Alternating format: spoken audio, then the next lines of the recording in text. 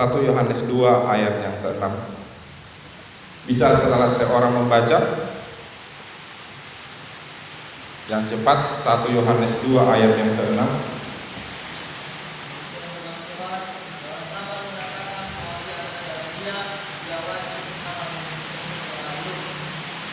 Saudara dikasihi Tuhan, dikatakan barang siapa mengatakan bahwa ia ada di dalam Dia, ia wajib hidup seperti Kristus telah hidup.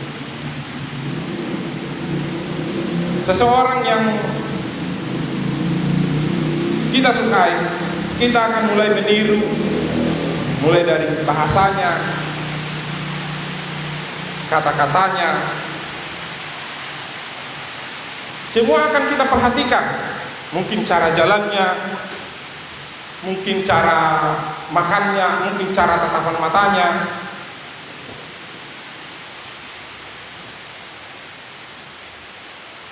Saya buat dulu contoh. Kalau saya suka pembalap Marc Marquez, kayak mana dia cara bawanya. Terkadang kalau saya naik kereta, karena saya suka dengan itu, kayak mana cara bawanya, oh begini di gue, karena saya suka dengan itu. Coba saya tidak suka dengan itu, saya mungkin tidak lakukan itu. Begitu juga dengan perempuan, karena mereka suka dengan film Korea atau dengan kegantengan Korea, atau dengan mereka sampai bisa menghafal, sampai bisa bahasa Korea, walaupun bahasa Koreanya asing-asing gitu. Tapi mereka berusaha meniru-nirunya, membuat rambutnya kayak rambut-rambut orang Korea, mencetnya atau bagaimana, karena dia suka dengan itu. Itu dimulai karena suka, karena cinta. Saudara dikasihi Tuhan, mungkin beberapa minggu yang lalu sudah saya khotbahkan bagaimana supaya cinta itu mulai ada dan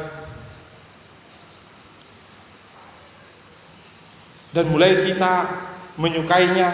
Dan sekarang saya ingin mau sampaikan bagaimana kita bisa mencontoh sifatnya.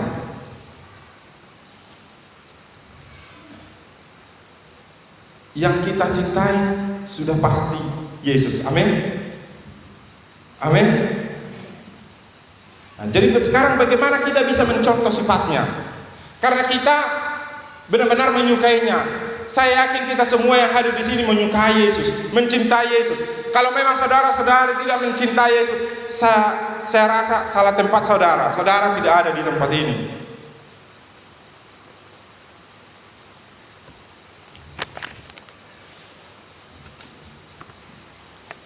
Jadi kalau yang kita cintai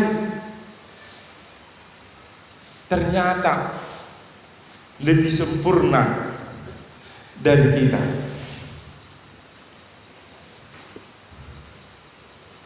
dua alternatif. Yang pertama, kita akan menjauhinya, kita akan berusaha untuk tidak mencintainya karena merasa diri kita tidak sepadan dengannya. Kita akan minder dan kita akan jauh darinya. Yang kedua, kita akan berusaha bagaimana supaya kita bisa, karena kita cinta sama dia. Dua alternatif ini. Saudara dikasihi Tuhan,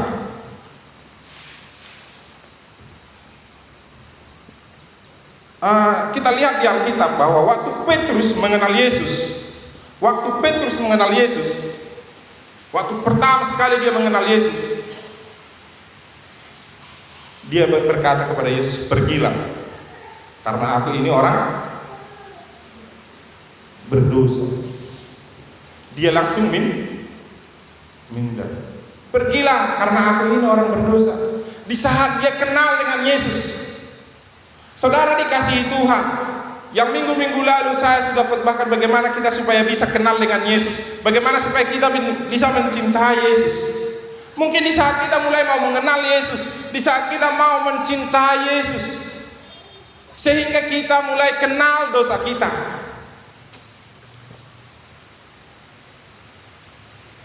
akhirnya kita mulai mau minder, mulai mau menjauh dari Tuhan. Jangan, saudara dikasihi Tuhan, Yesus itu begitu luar biasa. Yesus itu begitu mengasihi kita. Walaupun Yesus begitu sempurna, Seperti tinggi jauhnya langit ke tanah, begitulah perbedaan antara kita dengan Yesus. Tetapi yakinlah dengan cinta kasih Yesus kepada kita, dan di saat kita berusaha untuk bisa mencintainya, di saat kita memang sungguh-sungguh untuk mau datang sama Dia, maka Yesus akan memampukan kita untuk bisa benar-benar mencintainya. Amin. Dan yakinlah Yesus akan membuat kita menjadi sahabatnya, dan kita akan bisa sempurna seperti apa yang dimaunya Yesus. Karena Yesus berkata, barang siapa mengatakan bahwa ia ada di dalam Dia, ia wajib sama seperti Kristus yang telah hidup. Wajib. Saudara dikasih Tuhan. Kalau Yesus katakan itu, berarti Yesus yakin bahwa kita bisa. Amin. Amin. Kalau Yesus katakan itu, berarti Yesus yakin betul bahwa orang yang Dia cintai pasti mampu melakukan hal itu. Tetapi sayangnya orang yang dicintai tersebut, dia tidak yakin akan dirinya bahwa dia mampu untuk melakukannya. Dan saat hari ini saya ingin meyakinkan kita semua yang ada di tempat ini bahwa kita mampu untuk melakukannya. Tetapi bagaimana? Apakah ada cinta itu?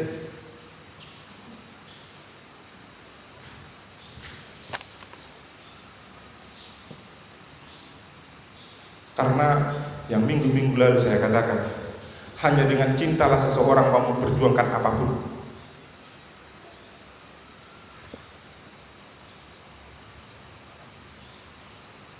Kalau kita perhatikan, karena cinta orang mau memisahkan dirinya dari orang tuanya. Semalam ada kami duduk-duduk bercerita di Mongkeladang.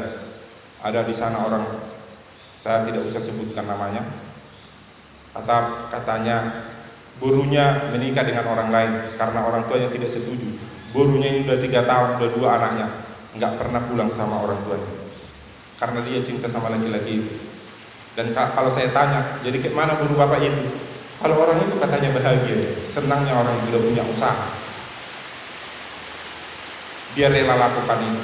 Kenapa? Dia rela pisah dari orang tuanya demi cintanya. Itu bisa dilakukan karena cinta.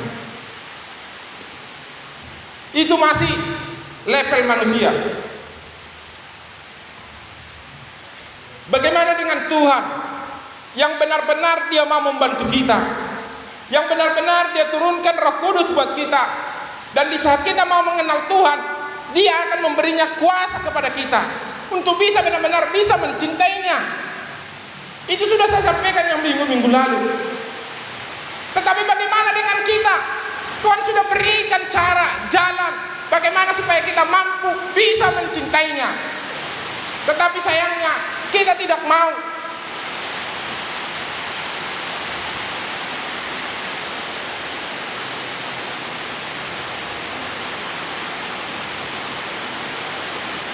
Saudara dikasihi Tuhan, kalau kita cinta, kita harus ada usaha bagaimana supaya dicintai orang yang kita cintai.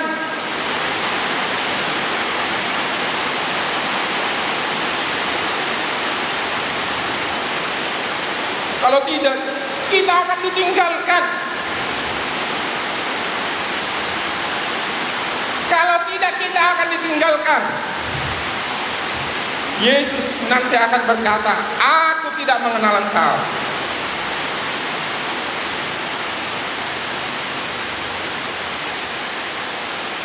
Jadi harus ada usaha dari diri kita, dari seluruh kehidupan kita.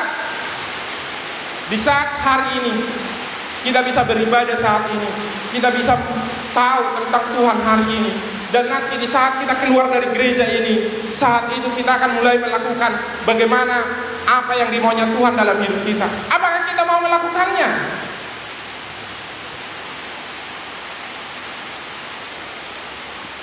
Hari ini di sini kita hanya tinggal duduk diam dan dengar, dan nanti kita akan lakukan setelah kita pulang dari gereja ini. Mulai dari sikap kita, perkataan kita, tindakan kita, hidup kita, semuanya harus membuktikan bahwa kita cinta sama Tuhan. Apa buktinya kita cinta sama Tuhan? Kita akan lihat sifat-sifatnya Tuhan Yesus. Apa saja sifat-sifatnya Tuhan Yesus? Yang minggu-minggu lalu saya sudah terangkan itu, yaitu Galatia 5 ayat 22.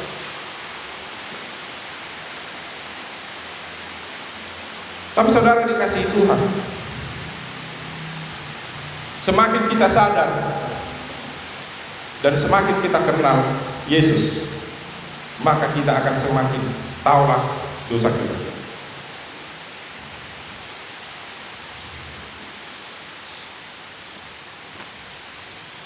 Saudara dikasih Tuhan, semakin kita kenal sifatnya, semakin kenallah dosa kita.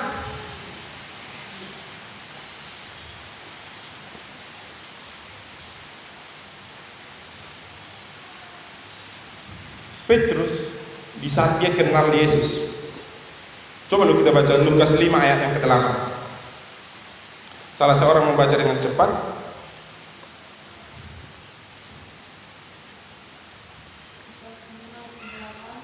Ketika Simon Petrus mendengar hal itu, ia pun tersungkur di depan Yesus dan berkata, Tuhan, pergilah daripadaku, karena aku ini seorang berdosa. Dia tunduk kepada Yesus. Tuhan, pergilah daripadaku.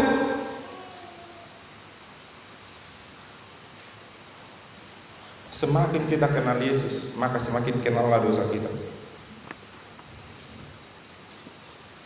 Tetapi saudara dikasihi Tuhan, yang menjadi permasalahannya, seringkali kita membuat manusia menjadi standar iman kita.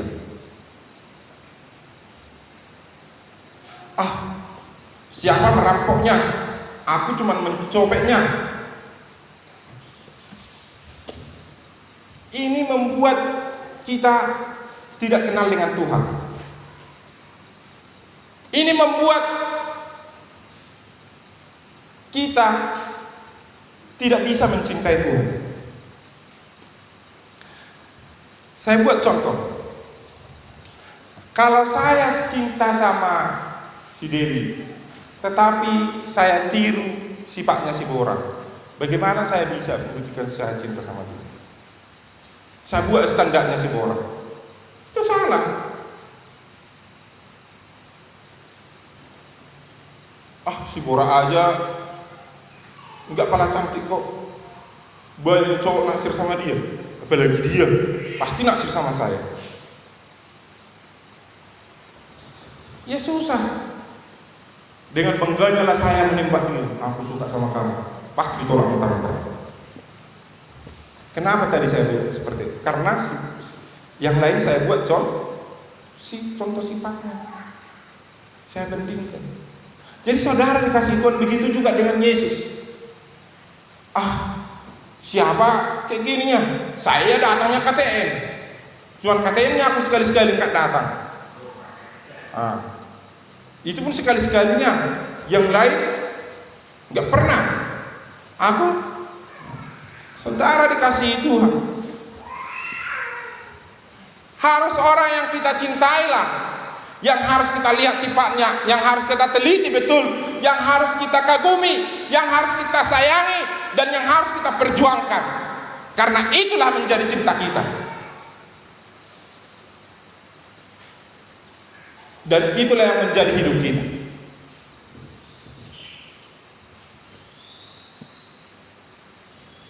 Jadi mari kita buat Yesus yang menjadi standar dalam hidup kita. Apa yang dilakukan Yesus? Yesus 3,5 tahun di bumi ini, terlalu banyak perkataan Yesus.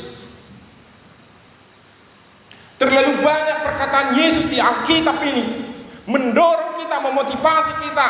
Hal-hal apa, sifat apa yang dia lakukan, banyak sekali di Alkitab ini yang bisa kita tiru. Ternyata Yesus ini seperti ini ya. Ternyata seperti ini ya. Dan kita mulai mengaguminya. Yesus itu ternyata seperti ini ya. Ternyata Yesus itu tidurnya cepat-cepat bangunnya ya. ternyata Yesus itu suka jalan-jalan ke rumah-rumah, menjenguk orang. Oh, ternyata Yesus itu pergi ke daerah-daerah. Kan di Alkitab ini banyak yang kita lihat. Bisa kita lihat bagaimana Yesus, perjalanan Yesus. Tetapi itu yang harus kita renungkan dalam hidup kita.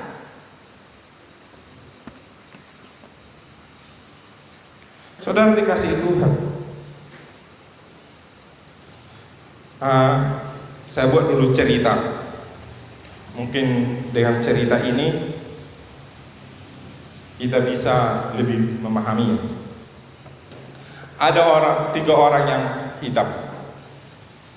Mereka semua sama-sama hitam, tapi yang tiga orang ini bertengkar mereka di suatu tempat. Aku lebih hitam karena saya jarang berenang. Saya cuma di rumah-rumah saja. Aku lebih putih karena saya cuma di rumah-rumah saja. Kata yang satu lagi.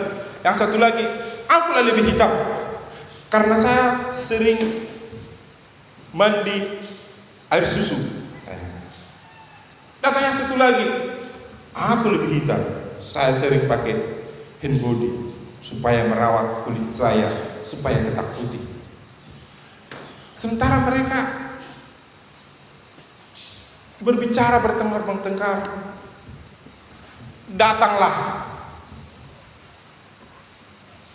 orang yang kulit putih berjalan dari depan mereka, yang sangat putih sekali, dan mereka lihatlah yang putih itu. Tersadarlah mereka, ternyata mereka begitu hitam. Saudara dikasihi Tuhan, terkadang kita merasa saya lebih rohani, saya lebih baik.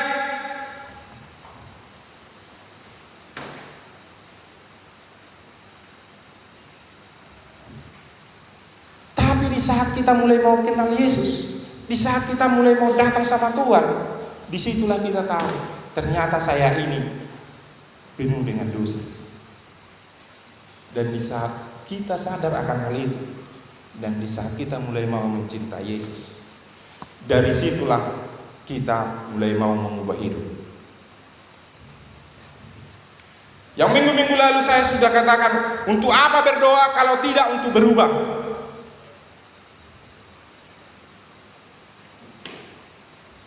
Untuk apa memuji Tuhan kalau tidak untuk berubah? Untuk apa datang kepada Yesus kalau tidak untuk selamat? Untuk apa memuji Tuhan? Saat ini kita yang penting adalah bagaimana supaya kita bisa selamat. Bagaimana supaya kita bisa berjumpa di surga nanti. Kita bisa sama-sama di surga.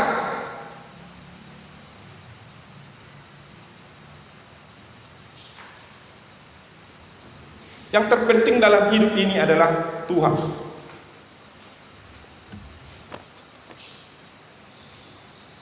Saudara dikasihi Tuhan, untuk itu mari kita sungguh-sungguh untuk mau datang sama Tuhan. Mari kita cintai Tuhan.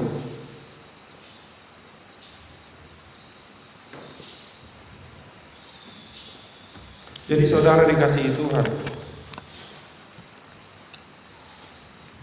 semakin kita sadar, kita akan semakin cinta. Coba dulu kita buka 1 Petrus 2 ayat yang ke-23.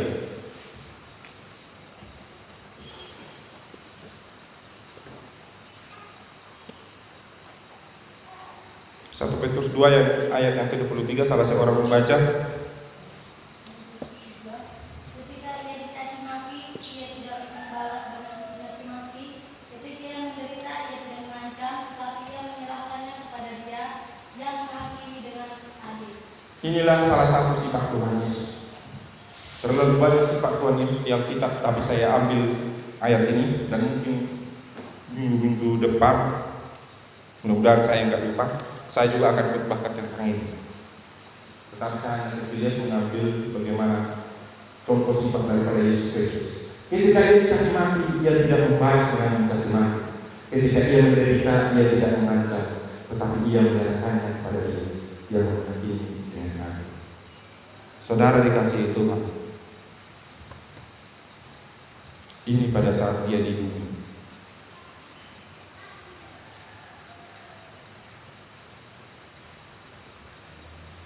Ini adalah contoh yang sangat konkret untuk bisa kita lakukan. Kenapa saya buat ini? Memang contoh ini agak kejam.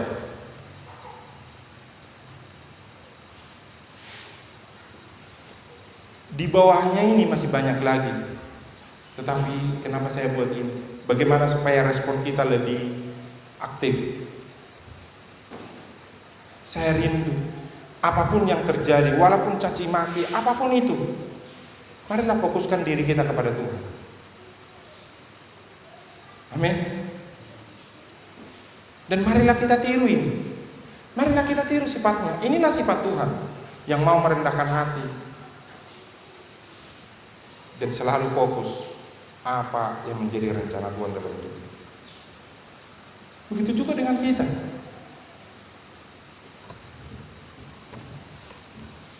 Dan yakinlah, semakin kita sadar, kita akan semakin cinta. Dan semakin kita cinta, maka akan semakin susah dipisahkan.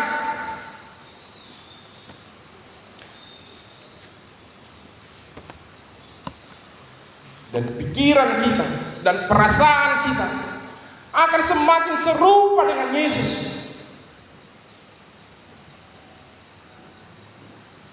Karena kita semakin dekat dengan Tuhan.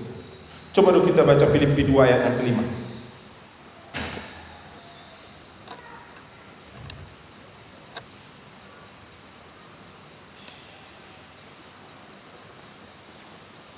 Hendaklah kamu dalam hidupmu bersama menaruh pikiran dan perasaan yang tercatat juga dalam Kristus Yesus.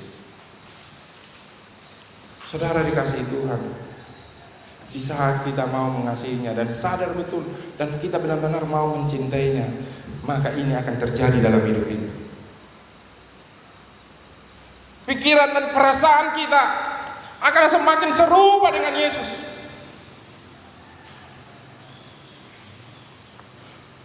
Dan kita akan mulai mengerti apa maksudnya Yesus dalam hidup kita. Kita semakin mengerti apa tujuannya Yesus dalam hidup kita. Karena kita sudah mulai mengerti apa menjadi perasaannya, pikirannya. Saudara dikasihi Tuhan, untuk itu mari kita lebih sungguh-sungguh. Dan dengan demikian, di saat ini terjadi dalam hidup kita, kita akan susah dipisahkan. Dan kita akan seperti pohon dan ranting.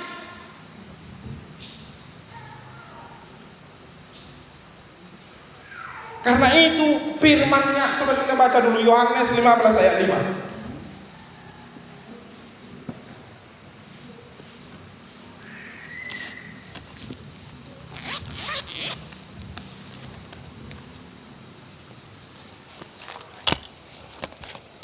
Salah seorang membaca.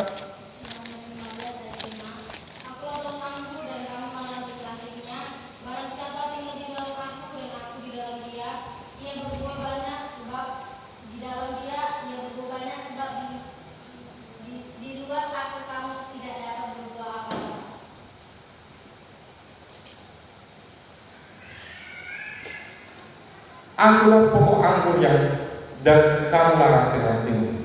Saudara dikasihi Tuhan, barang siapa tinggal di dalam aku dan aku di dalam dia, ia berbuah banyak, sebab di luar aku kamu tidak dapat berbuat apa-apa.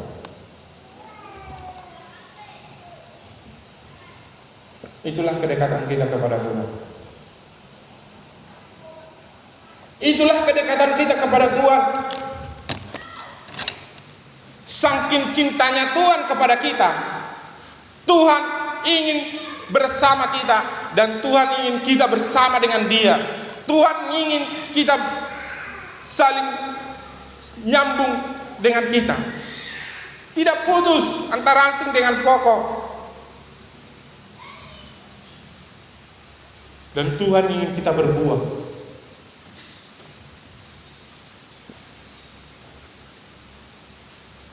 Saudara dikasihi Tuhan, untuk itu marilah kita mau datang sama Tuhan. Terlalu besar cinta Tuhan itu buat kita.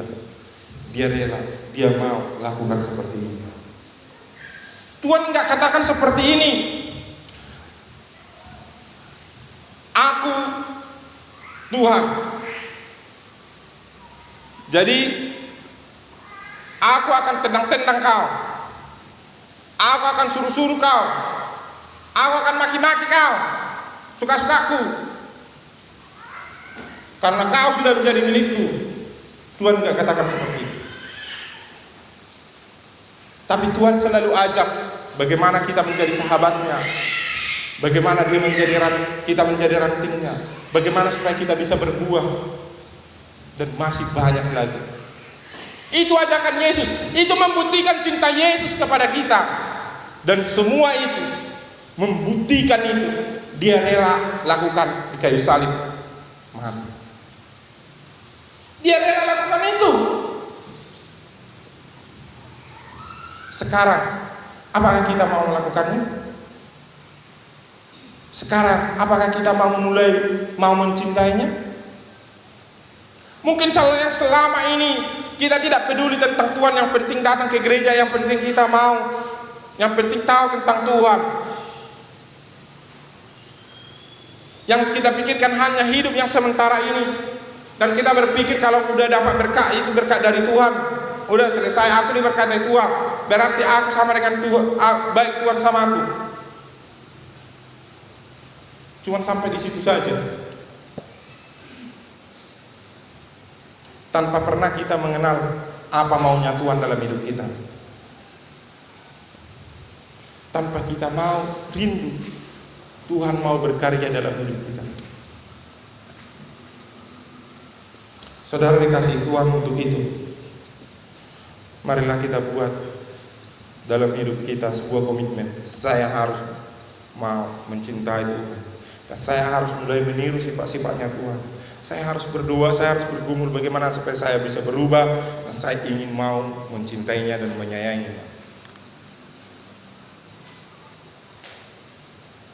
Harus ada nekat dari diri kita. Kita harus nekat. Saya sudah pernah khotbahkan tentang nekat. Bukan hanya sekedar komitmen, tapi nekat. Tidak ada lagi jalan lain. Seperti kita dikejar oleh pencuri, dikejar orang di saat kita mencuri. Di saat kita terkurung tidak ada lagi jalan, hanya satu. Mau nggak mau, daripada mati lebih bagus dilompat. Harus nekat. Untuk mengikuti Tuhan memang harus seperti itu.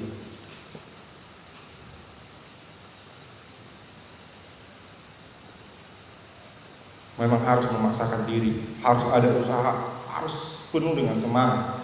Tidak ada yang lain. Tanpa itu kita akan susah untuk mendapatkannya.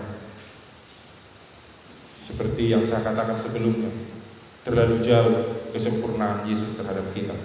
Tetapi yakinlah, Tuhan buat berbagai cara, jalan bagaimana supaya kita bisa sempurna seperti Yesus. Bagaimana supaya kita layak menjadi orang yang dicintai.